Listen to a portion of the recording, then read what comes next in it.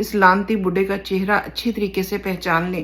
السلام علیکم۔ Bill Gate کی جب ویکسین آئی سب لوگ اس کو اپنا ہیرو مان رہے تھے، اور اسپیشلی کہہ رہے تھے کہ جب فری میں لگا رہی ہے، اور ہم لوگ تو بالکل ہی نان سینس ہیں، دقیانوسی ہیں کہ ہم اگر کوئی فری میں بھی ہمارا کوئی بھلائی کر رہا ہو تو ہم اپنی بھلائی نہیں کرنے دینا چاہتے۔ ویڈیو دیکھیں پھر بات کرتے ہیں۔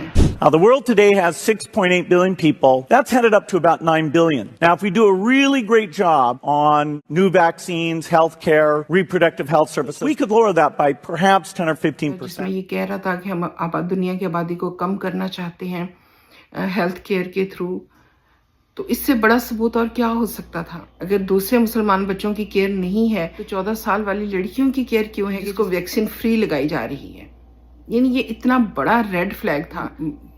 اس نے مصنوعی فوڈ میں اپنا پیسہ انویسٹ کیا ہے جس کے تھرو مصنوعی بٹر بنایا جائے گا یا مکھن بنایا جائے گا، وہ ڈائریکٹ بیکریز کو اور ہوٹلوں کو سپلائی کیا جائے گا، اور وہاں سے کون خریدے گا؟ ہم لوگ خریدیں گے وہ پروڈکٹس جو ہوں گے اور استعمال کریں گے۔